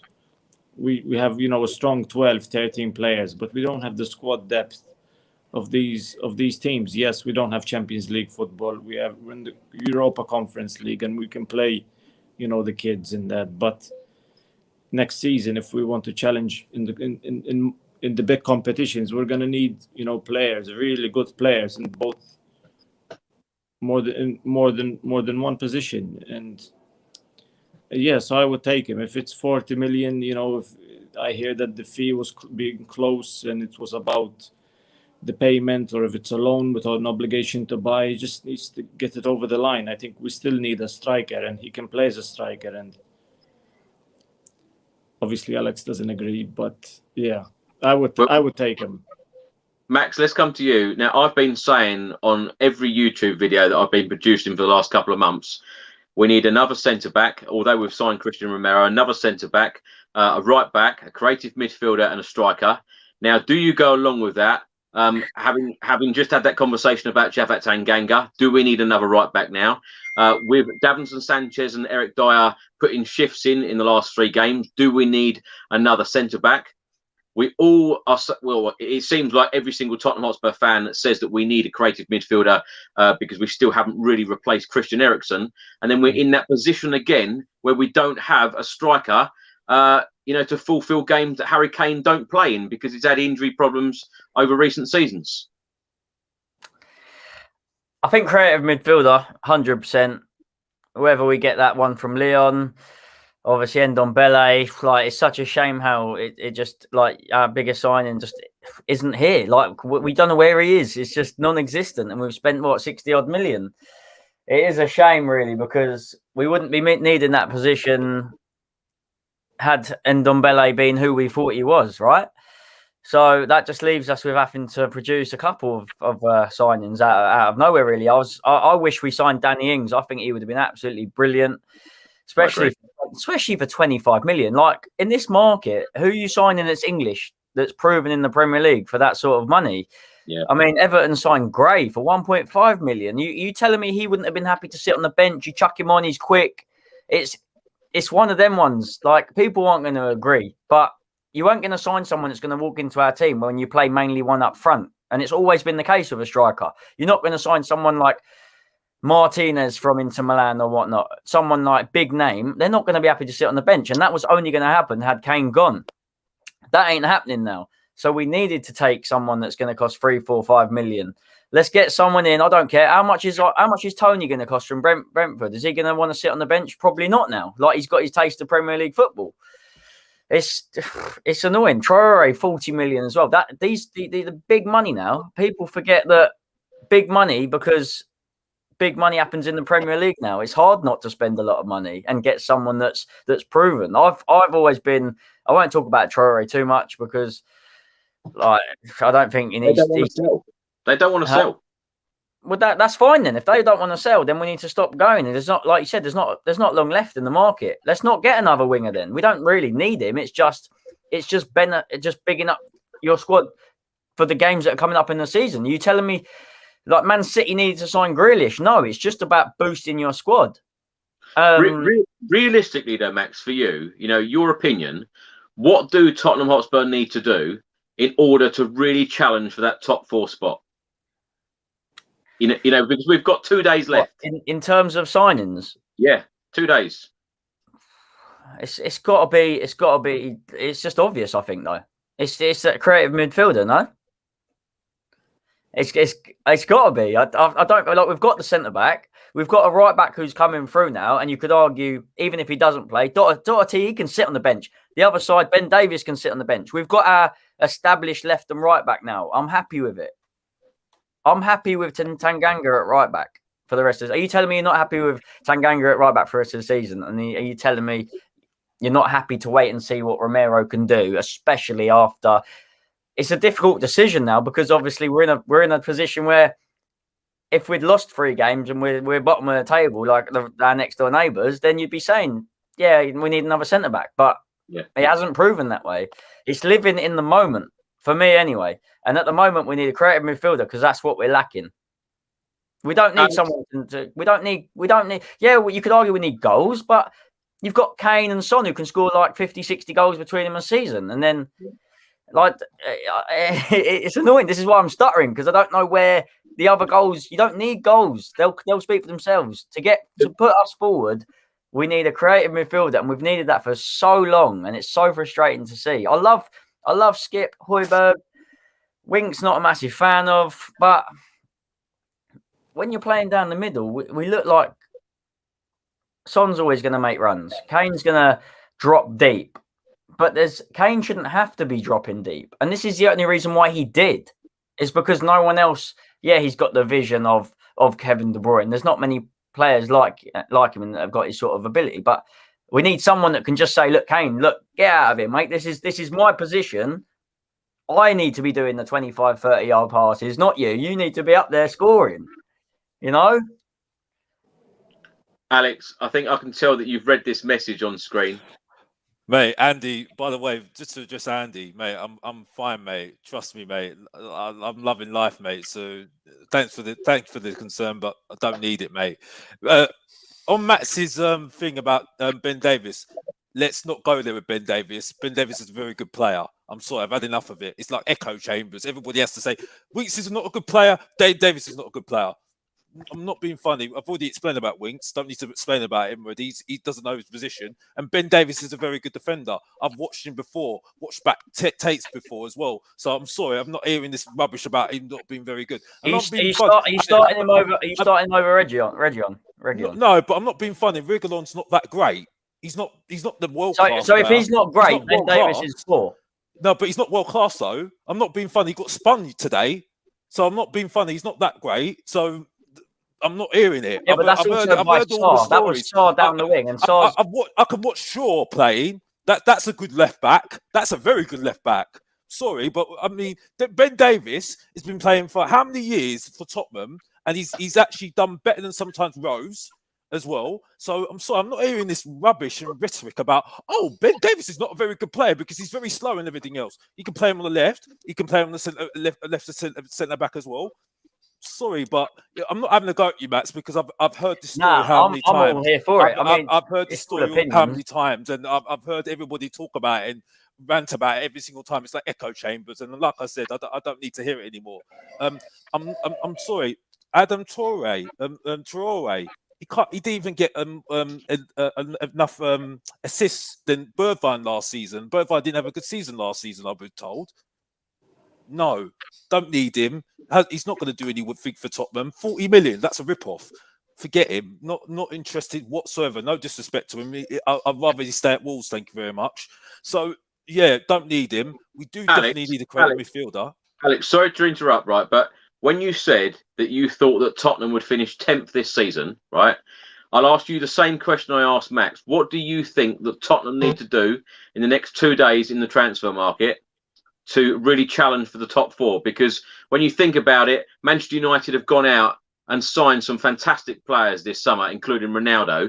Manchester City clearly have a fantastic squad. So do Liverpool. The money that Chelsea have gone out and spent, as you said earlier, Leicester winning a trophy last season. They look a real force as well.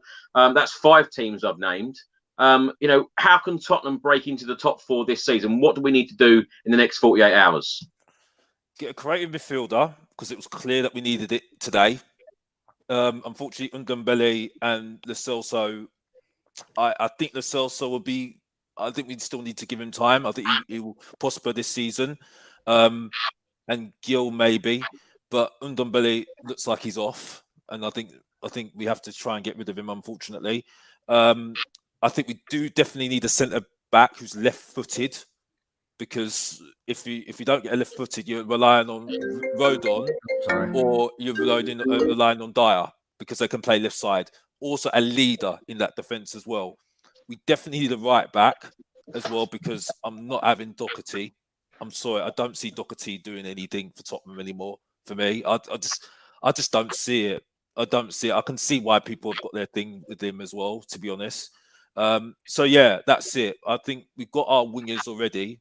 I don't understand why we lost goals in Bell. I'm not being funny. Bell should never have been there last season.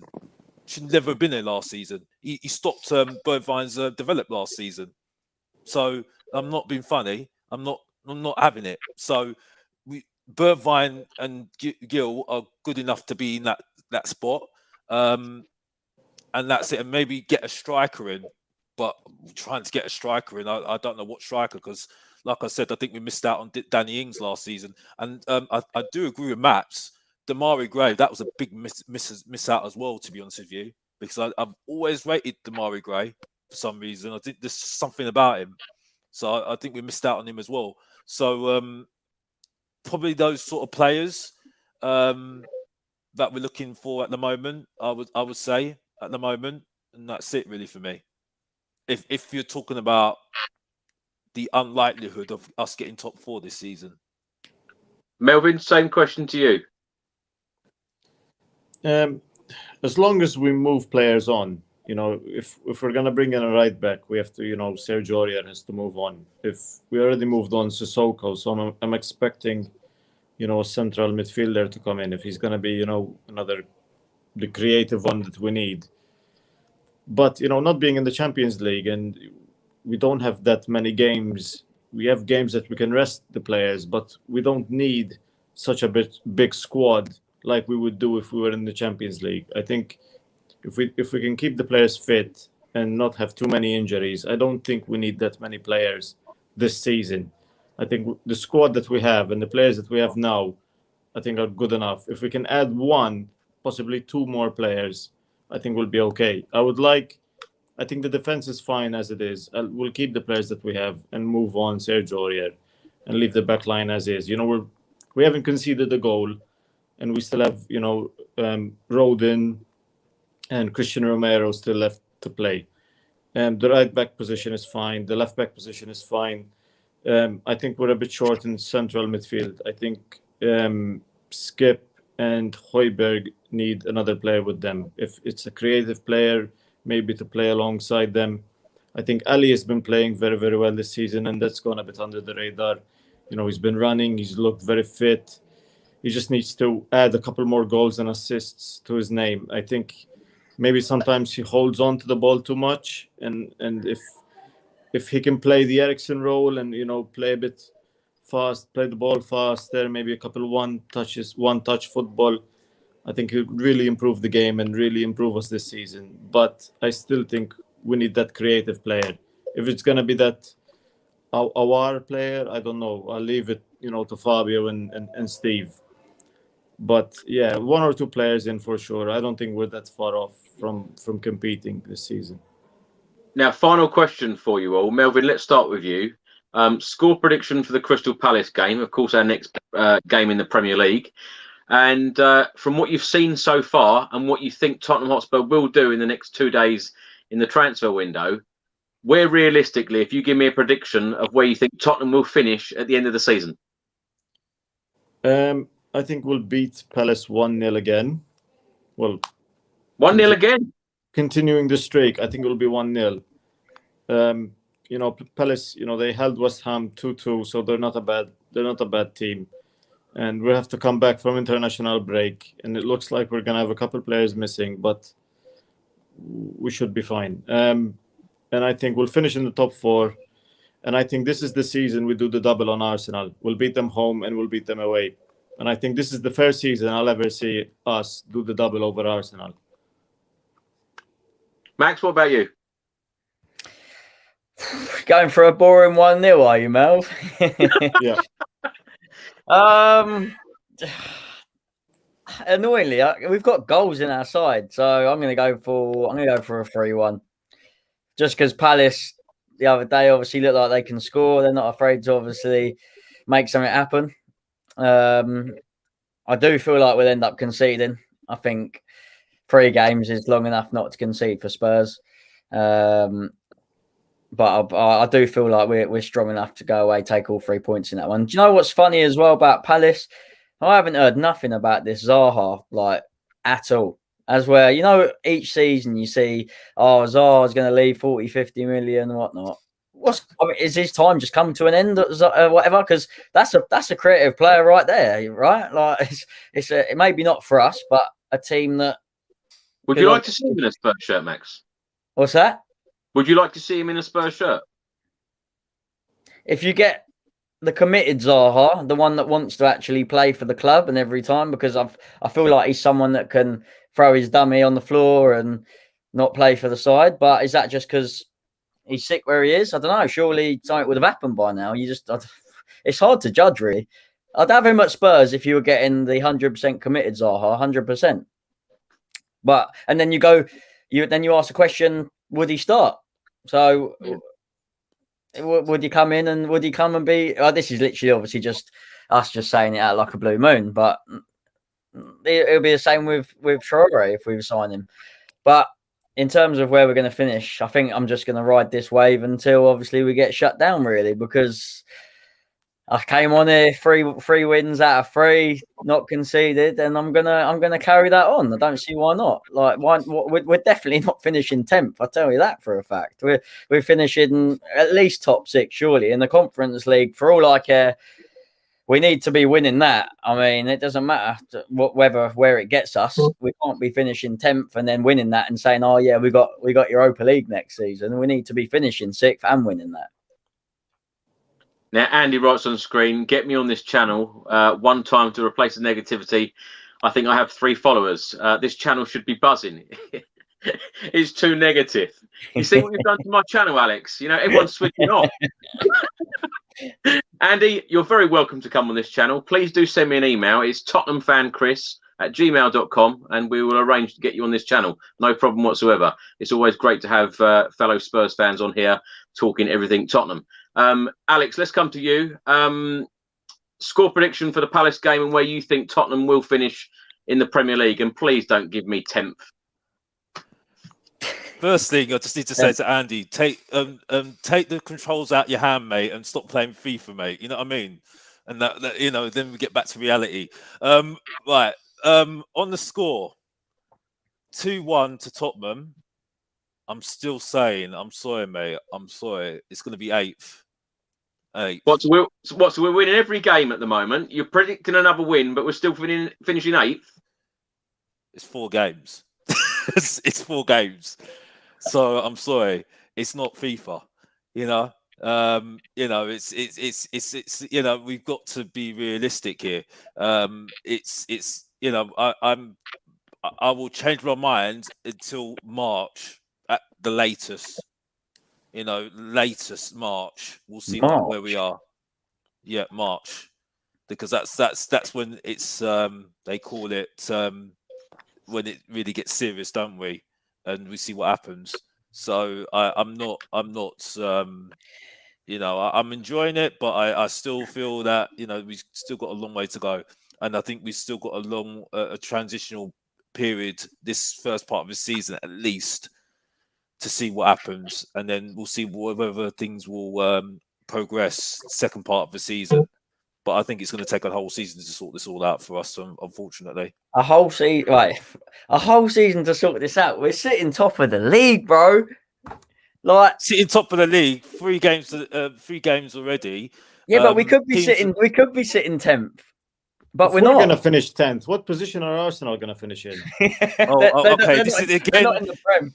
This is again where we're talking about Arsenal again. Are we wanting to win the league, or are we just wanting to be better than Arsenal? I think I want to win the league. It's not about that, Alex. It's about enjoying the moment of your North London rivals doing so badly.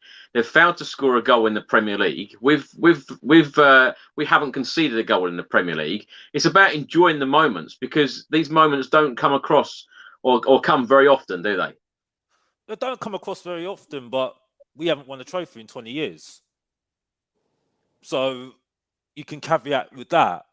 So, and until we can, I'm not just saying just win a trophy, because we should have more ambition just winning a trophy. We want to win a major trophy this season, in the next coming season. So, I'm just looking more ahead as well as looking at the present at the moment, and, being realistic. So, we'll see what happens.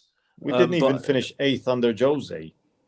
Well, this is exactly what this comment says here. For Alex, if we finish 8th, then you're predicting that Nuno gets sacked. No, if we finish lower than we did last year, never said that. You predict that too. I never said that because I think that's very unfair. Like I said, I think it'd be interesting to see what progress is to the board, us moving forward next season. Is it just getting into Europe this season? Is it just seeing good football this season? I don't know. But I don't think he should just get sat on that, really. But I do understand he is under pressure this season. I can't lie to you, because he is just the head coach. Paratici is the guy. He's the general manager. He's buying the players. He does everything in the club. Nuno is just the coach. And that's why we put this system in place in the first place, because we always kept on sacking manager to start all over again. So we'll see what happens, but Nuno's doing very, very well, and he's brought a lot of people together. He's very direct, from what I'm hearing from people. Very, very direct with players, whether they're in these plans or not, and players like that. So and it's a very good family vibe. I think he handled the Kane situation fantastically well, because I think I got sick of it. And it just highlighted why, we've got problems, because we're not talking about the team, we're just talking about one player. That's why they could say it's Kane FC rather than just Tottenham FC. So, it's just that focus, and I think we're going in the right direction. It's just a case of we've just got to wait and see what happens. And we've just got to be patient, and that's it. I'm enjoying going back to the stadium. I'd love to see you in the stadium, by the way, Chris. Because I'd love to see you again in the stadium. You know what I mean? Rather than I love these streams, but I'd love to see you in person again. You know what I mean? So we could have a debate then as well. So yeah, and Matt's as well, and hopefully Melvin will see you one day as well. I think Max will be running the other way. Oh. No. If it's after a 3-point game, you ain't bringing me down. You ain't talking tactics, or you can't. I'm hearing you talk about Nuno getting sacked. I'm like, what? We're seeing No, that's the question. That was the question. I know. It's just we shouldn't be talking about that. It's just no, like, we shouldn't be talking I know about it's that hard. either. I know it's hard not to live in the moment, and obviously, no disrespect. Obviously, you would have seen Spurs go up the ups and downs, and more so the downs. Obviously, let's put it. Well, obviously, it's about enjoying the moment. I tell you what, when we've won 3 out of 3, how can I just can't understand it. It's me trying to just be positive, I suppose. But when you win 3 out of 3 matches, 1 against the champions Manchester City, 2 Wolves, you know, it's not the easiest place to go and get a result, and then grinding a result out today against Watford, you know, I just see so many positives at the moment, and I can see that the club is going back in the right direction because, of course, as I said so often, 2 years ago we were in a Champions League final. We played Europa League football last season. We're in the Europa Conference League this season, and surely, you know, the right direction is to go back and trying to get into that top 4 spot, and winning your first 3 games in a transitional period and transitional season under a brand new manager as well. You know, how can you not see so many positives? And, you know, even before I go on about the defence, Eric Dyer, Davinson Sanchez, who was slated so often, you know, particularly like every game last season. And, you know, we've kept 3 clean sheets out of 3. So I just think there's so many positives to take. So I'm feeling super positive at the moment. So, yeah, you know, let's end the stream there. Alex, thanks so much for coming on tonight. Thank you, Chris. Always a pleasure. And Melvin, thank you very much for your positivity tonight. Yeah, no worries. You know, I look forward to seeing all of you guys at the stadium. I can't wait to be back. And I think I still can't believe you think we're going to finish 8th, but I'll let it go. We've won 3 out of 3. We're in first position. We're on top of the 3, and Arsenal are bottom. Well, yeah. I tell you what, I'm very pleased with our start. I really am, and can't wait again for the Crystal Palace game. Max, let's end the show with you. Give me as much positivity as you can, because I feel like we need it after this. And I thought we are top of the league. So we are top of the league. We are top of the league. So we are top of the league. Never.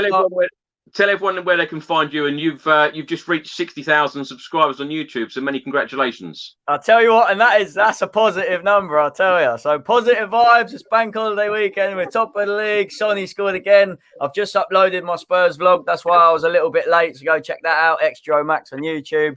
Good times. Gonna go probably have a beer, sit down, and just think about everything that's been said on this chat and the things I disagree with and the things I agree with. You know what? It's just, this is what these streams are all about. There's going to be people that obviously have what's the word? Realistic ambitions, and obviously people that just live for the moment. I've always just lived in the moment, and don't get me wrong, I could be sat here in a few weeks' time hanging my head in shame. But that's the beauty of it. That's why you put yourself on the main stage. That's why you put your voice out there for people to hear it, you know? So, I mean, Mel, thank you for participating, my friend. Thank you for speaking for about 5 minutes. It's good to see you again. Alex, nice to meet you. And Chris, thank you for having me. Thank you very much. It's been a pleasure talking to all 3 of you tonight. And it's been a pleasure watching Tottenham Hotspur in the month of August 2021. 3 wins out of 3, top of the Premier League. Alex won't like me saying this, but Arsenal are bottom, haven't got a point, haven't scored a goal, and of course that raises an even bigger smile. Thanks for watching, everybody. Thanks for all of your comments and super chats. Really appreciate the support. If you don't subscribe to the channel as yet, please do hit that subscribe button. I'll see you on the next video. Until then, come on you Spurs.